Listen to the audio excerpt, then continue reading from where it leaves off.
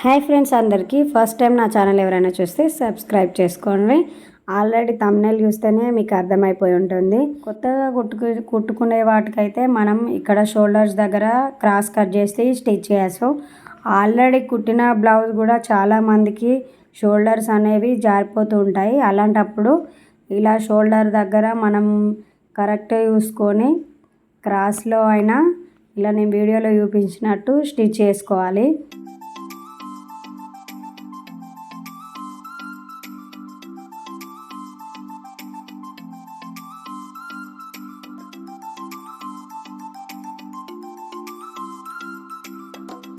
ఇలా క్రాస్లో స్టిచ్ చేసుకుంటే కూడా అంతగానం ఏర్పడదు. కొంచెం మనకు షోల్డర్ మీద ఇట్లా బుగ్గలా వచ్చినట్టు కనిపిస్తుంది. అలా కూడా కనిపించకుండా కొంతమందికి ఏర్పడుతుంది, కొంతమందికి ఏర్పడదు. అలా స్టిచ్ చేసుకోవాలి.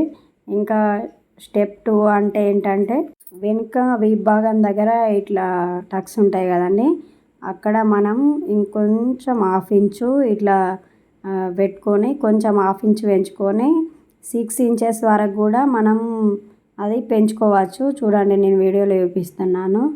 ఒక్కొక్కరికి భుజాల మీద కుట్టేస్తే సెట్ అయిపోతుంది, షోల్డర్స్ అనేవి జారకుండా. కొంతమందికి ఇక్కడ మనం ఎన్ను భాగంలో ఇలా స్టిచ్ చేసుకుంటే అది సెట్ అయిపోతుంది.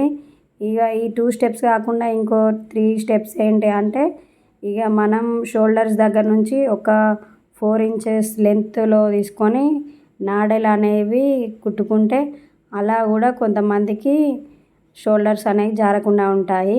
ఈ 3 టిప్స్తోని మనం షోల్డర్స్ జారకుండా సెట్ చేసుకోవచ్చు. వీడియో ఎండ్ వరకు చూసినందుకు థ్యాంక్ యూ. వీడియో కనుక నచ్చితే లైక్ చేయండి, షేర్ చేయండి, కామెంట్ చేయండి, సబ్స్క్రైబ్ చేయడం మర్చిపోకండి.